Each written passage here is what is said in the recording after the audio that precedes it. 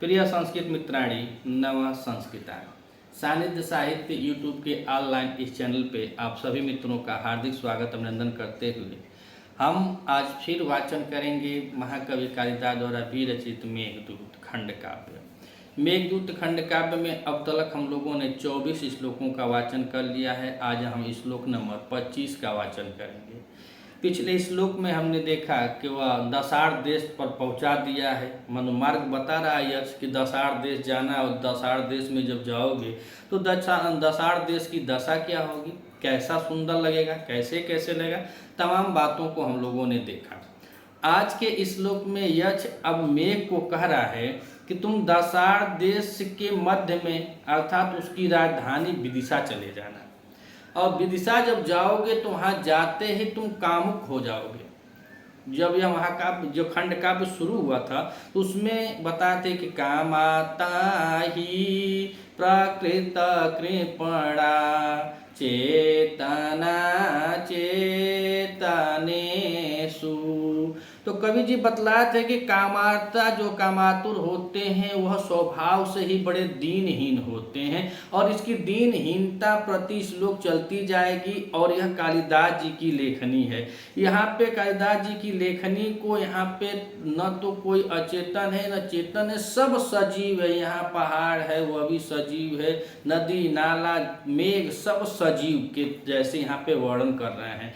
तो इसीलिए हम बता रहे हैं कि अब यहाँ से जो वो कह रहा है कि मित्र जो तुम आगे जाओगे तो कहाँ जाने के लिए बोला है, विदिशा में।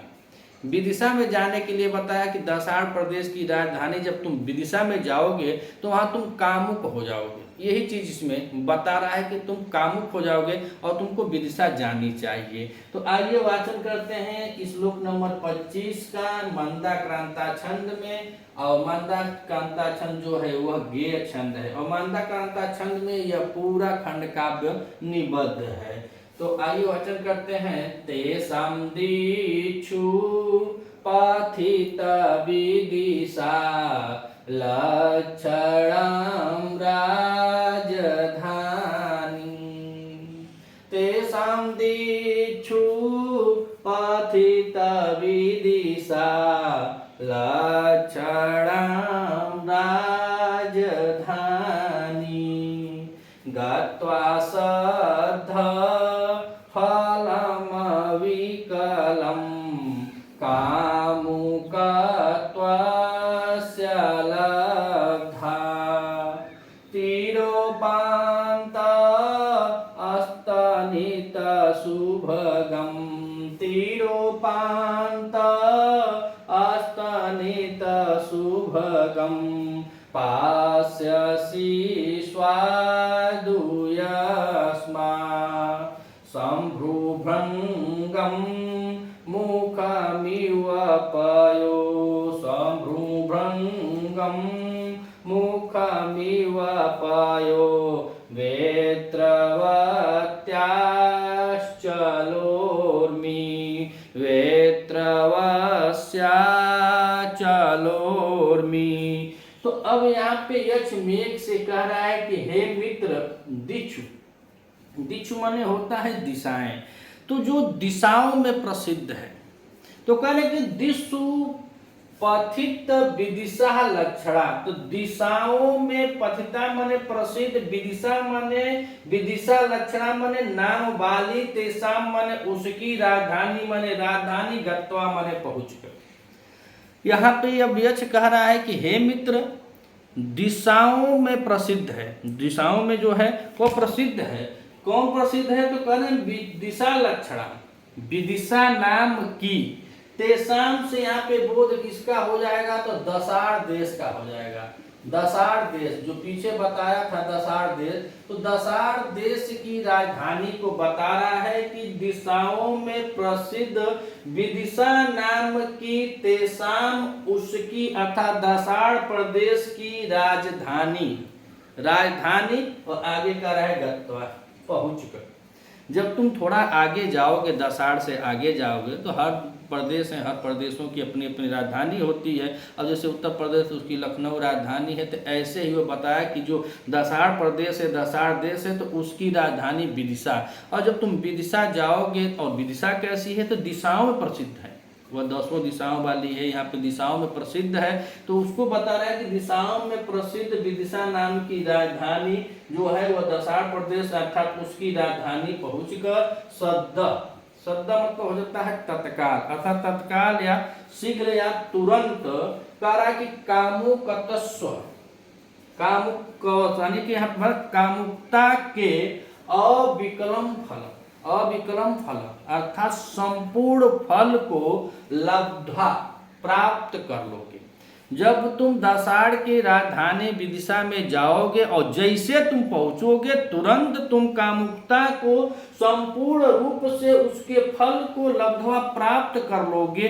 काहे प्राप्त कर लोगे, तो वही 2 लाइन नीचे की अब लाइनों में बताएगा, तीसरी और चौथी लाइन में। 2 लाइन में बस यही बतलाया कि हे मित्र, जब तुम जाओगे दसाड़ देश की राजधानी विदिशा में, और विदिशा में जब तुम जाओगे तो वहां पे तुम तत्काल, देखिए कर गत्वा सत्ता, ये तो कालिदास जी की लेखनी है। ऊपर यह बिरही यक्ष जो कामुक स्वभाव से बोल रहा है, तो कहने गत्वा अभी पहुंचे, अगर सद्दा तुरंत कामुकता का संपूर्ण फल ही लब्ध हो जाएगा, तुम संपूर्ण फल को ही पा जाओगे, जो पहुंचोगे त्यों पा जाओगे। और विदिशा में देखा जाए तो विदिशा जो है वह प्राचीन में बेत्रवती जो है, तो बेत्रवती नदी के किनारे, जो इसमें वर्तमान में बेतवा कहलाता है, तो बेतवा नदी के किनारे यह दसाड़ देश की राजधानी है। कादम्बरी में महाकवि बाणभट्ट ने इसको बताया है कि मालवा जनपद की राजधानी बतलाया था। और जो मालवा होता है आधुनिक काल में जो मध्य प्रदेश में जो भिलसा नगर है, उस भिलसा नगर को ही प्राचीन काल में विदिशा कहा जाता था, जो बेत्रवती यानी बेतवा नदी के किनारे मालवा में स्थित है। तो उसी को बता रहे हैं कि विदिशा और मालवा में स्थित है। और इस समय वर्तमान में देखा जाए तो यह मध्य प्रदेश का भिलसा नगर के अंतर्गत आता है। और लेखनी इतनी जोरदार चाप के है कि गत्वा अभी राजधानी पहुंचोगे, असद्ध तुरंत कामुकता को प्राप्त कर जाओगे। यह तनी मनी कामुकता को नहीं, पूरा कर अविकलम फलम, संपूर्ण कामुकता को प्रदान कर जाओगे। तो 2 लाइन में कवि ने यह बतलाया। अब तीसरी और चौथी लाइन में हम देखते हैं, तो कह रहे कि तीरोपांत अस्तनित शुभगम पास्यसि स्वादुयस्मा संभ्रुभंगम मुखमिव पयो बेत्रवत्याः चलोर्मी। अब देखिए कामुकता को काहे प्राप्त कर जाएगा, तो मैटर यहाँ है, बेत्रवती के पास है। बेत्रवती जो है, यह कवि जी बता रहे हैं कि बेत्रवती नायिका है और मेघ जो है वह नायक है।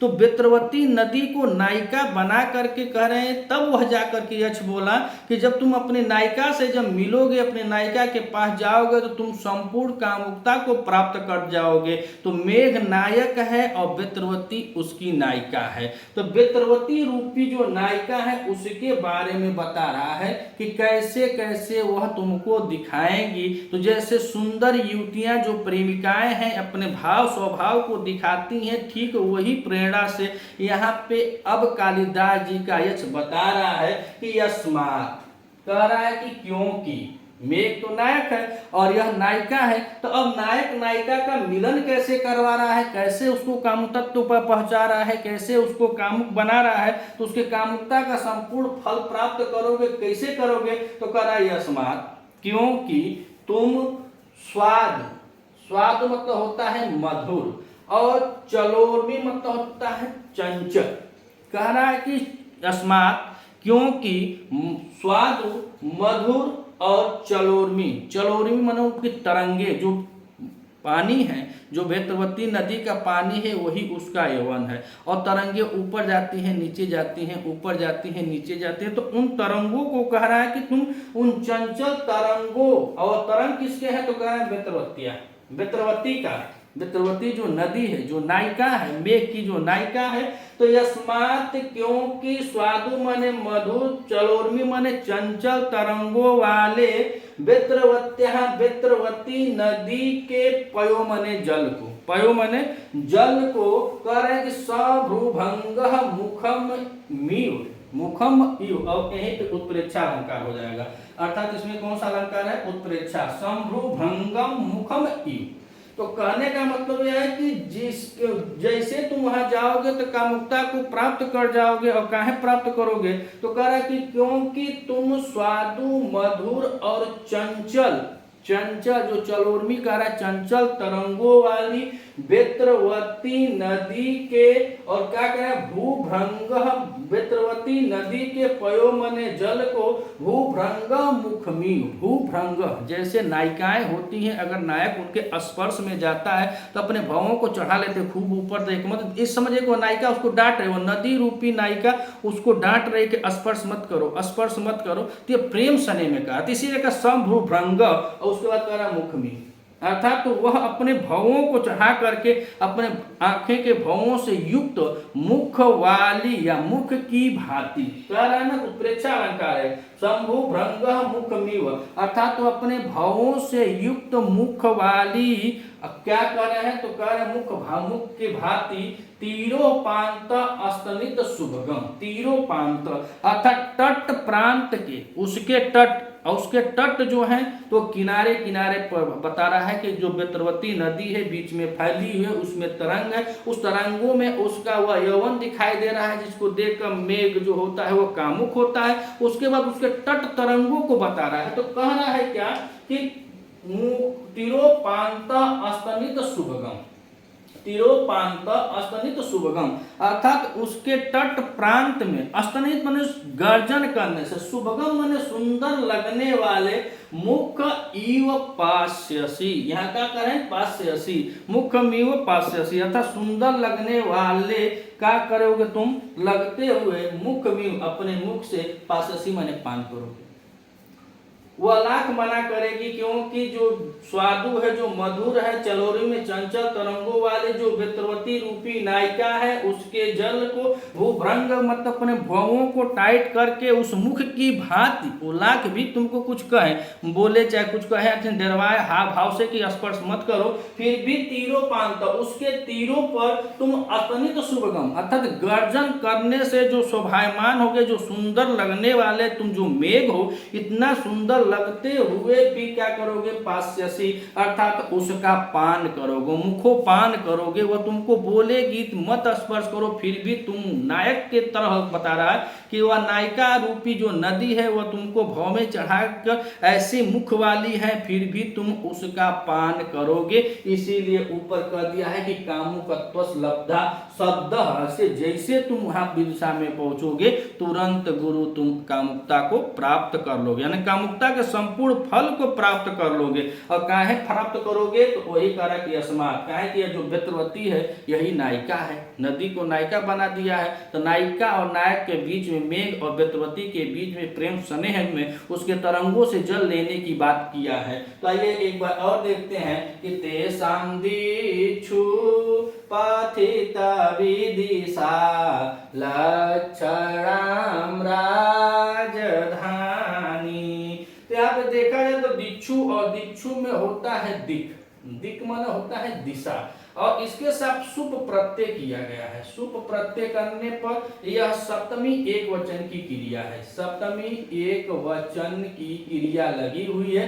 तो दिक्षु मतलब कि दिशाओं में, सप्तमी एक वचन है तो दिशाओं में, पथित मन प्रसिद्ध, लक्षणाम मने नाम, विदिशा, विदिशा नाम की राजधानी, और किसकी राजधानी है? तो कह रहा है तेषाम, अर्थात दशार देश की राजधानी विदिशा जो दिशाओं में प्रसिद्ध है, उसकी राजधानी में गत्वा माने पहुंचकर, गम धातु है और कत्वा प्रत्यय लगा हुआ है। तो कह रहा है कि वहां तुम जब पहुंचोगे तो कह रहा है कि पहुंच कर, और पथित में देखें तो यहाँ पे पथ है और पथ के साथ इसमें भी कत प्रत्यय लगा हुआ है। तो कह रहे हैं कि पहुंचोगे, और जैसे गुरु पहुंचोगे, सद्द मतलब तुरंत या तत्काल, कामुकत्वस्य अविकलम फलम लब्ध्वा, कामुकता के संपूर्ण फल को प्राप्त करोगे। जैसे वहां पहुंचोगे तो कामुकता के संपूर्ण फल को प्राप्त करोगे। और यहाँ पे राजधानी को देखें तो यहाँ पे राजन, और राजन के साथ इसमें लगा हुआ है धा और धा के साथ इसमें ल्युट और डिप प्रत्यय लगा हुआ है, ल्युट और डिप प्रत्यय लगा हुआ है, तो शब्द बना है राजधानी। अगत्वा में कत्वा प्रत्यय लग गया तो उसकी राजधानी जब तुम पहुंचोगे तो पहुंचते शब्द माने तुरंत कामुकता को प्राप्त करोगे, कामुकता के संपूर्ण फल को तुम प्राप्त करोगे। अब लब्धवा में देखा जाए तो यहाँ पे लव धातु है, लव धातु है और लव धातु के साथ यह लुट प्रत्यय है और प्रथम पुरुष एक वचन की क्रिया लगी हुई है, तो बना है शब्द क्या लब्धवा। तो कामुकत्व अर्थात तुरंत कामुकता जो होती है उस कामुकता को अविकलम फलम अर्थात संपूर्ण रूप से प्राप्त करोगे। ऊपर की 2 लाइन में बताया, फिर नीचे की कह रहा है कि तीरोपांत अस्तनित शुभगम पास्यसि स्वादु यस्मा। तो कहने यस्मात् माने क्योंकि, स्वादु माने मधुर, स्वादु मतलब कहने कि मधुर, और चलोर्मी मतलब होता है चंचल। तरंगों वाली बेत्रवती, और बेत्रवती को देखें इसमें बेत्र है और बेत्र के साथ इसमें मतु प्रत्यय किया गया है और मतु प्रत्यय करने के बाद स्त्रीलिंग में बनाने के लिए डी प्रत्यय जोड़ दिया गया है। तो करें कि अस्मात् क्योंकि, स्वादु माने मधुर और चलोर्मी माने चंचल, तरंगों वाली, बेत्रवती के, पयो माने जल को, शुभ्रंग मनो भौमे वाली, जो भौमे चढ़ाई हो अपने भौमों को ऊपर नीचे कर रही हो, तो कह रहे हैं कि भूभ्रंग युक्त मुख की भांति तीरोपांत, उसके तीर, तीर मतलब तटों पर अस्तनित शुभगम, जो तुम्हारा अस्तनित शुभगम, अस्तनित माने गर्जन, जो तुम्हारा गर्जन है उस गर्जन से सुंदर लगने वाले पास्यसी अर्थात तुम अपना मुखोपान करोगे, अर्थात तुम उसके जल को लोगे। तो कह रहे हैं कि पान करोगे यानी कि तुम उसके जल को लोगे। अब पास्यसी में देखें तो यहाँ पा धातु है और पा धातु में लिट लकार मध्यम पुरुष एक वचन की क्रिया लगी हुई है। किसमें? पास्यसी में। पा धातु है, लिट लकार मध्यम पुरुष एक वचन की क्रिया लगी हुई है कि पास्यसी यानी कि तुम पान करोगे बेत्रवती के जल को। बेत्रवती वह नायिका है जो अपने भावों को चढ़ाकर इसको मना करेगी, लेकिन उसके जो अधर रूपी जो 2 तट हैं, उन अधर रूपी 2 तट जो है नदी के जो किनारे हैं, दोनों तटों को बता रहा है कि उनके 2 अधर हैं और उन अधरों का तुम पान करोगे। और जब तुम पान करोगे तो बेत्रवती में बता रहे हैं कि जब तुम पान करोगे तो वही कामुकता को तुम संपूर्ण कामुकता को प्राप्त कर जाओगे। जब तुम विदिशा में जाओगे बेत्रवती से मिलोगे, वहां पे तुम उसका पान करोगे तो संपूर्ण कामुकता को तुम प्राप्त कर लोगे। अगर आप इस चैनल पर नए हैं तो चैनल को सब्सक्राइब कीजिएगा, वीडियो अच्छी लगे तो अपने मित्रों तक अधिक से अधिक शेयर कीजिएगा। मिलते हैं अगले वीडियो में, तब तक के लिए नमः संस्कृताय।